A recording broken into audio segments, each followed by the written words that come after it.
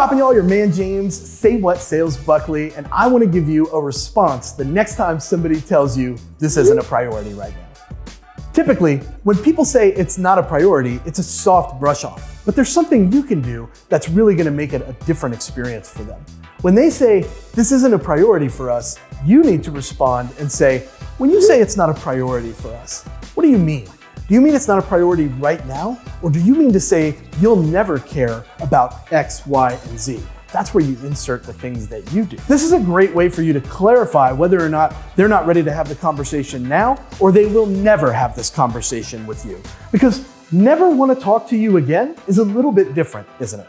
Once they've clarified, you might get one of the following responses. They say, actually, right now we're focused on, and then they tell you. This is where you can add value, if your value actually fits what they're currently focused on. So look out for that example, because that example is one that you can capitalize on. The next response that I get that's most common is, we know it's something we need to focus on. This is huge for you. Perfect. I don't want to be a hound, so why don't you tell me where I can add some value, since that's what I do. This is a great way to stay relevant to the thing that they're currently focused on and be able to insert your value proposition. The third most common response I get is, call me some other time. Let me give you some advice here. Don't try to force the conversation. Say thanks, let them go, and say, when's the best time to follow up? That's the best thing that you can do.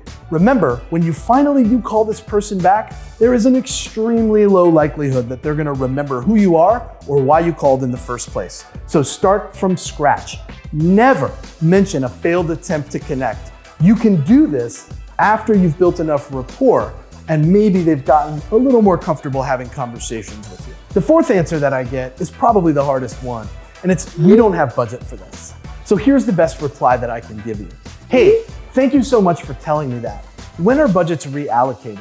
This way, I can set a task and follow up when the time is right. You want to get a little bit of value out of every single conversation and contact point that you make. In all of our conversations, we need to be asking our prospects if they can help identify and find the things that could derail our momentum. Seeing a hard no coming saves everybody a lot of heartache and pain. Remember that it's our job to stay top of mind until they're ready for our product. Then we're the first person that they think of. For more tips just like this, subscribe today.